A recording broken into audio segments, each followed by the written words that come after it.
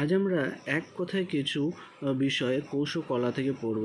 তো সজীব পদার্থ বেষ্টিত নিউক্লিয়াসযুক্ত আত্মপ্রজননশীল গুণ সম্পন্ন ক্ষুদ্রতম জীবের গঠনগত কার্যগত একককে আমরা কোষ বলি।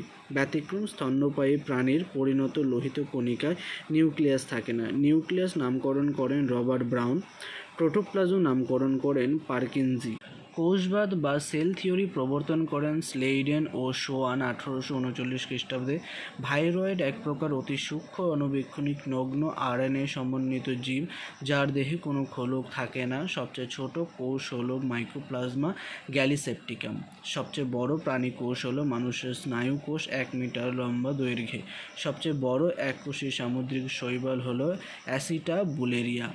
কাইটিন এক প্রকারের জৈব বস্তু যা ছত্রাক ও লাইকেনের কোষ প্রাচীরে থাকে। একক পর্দা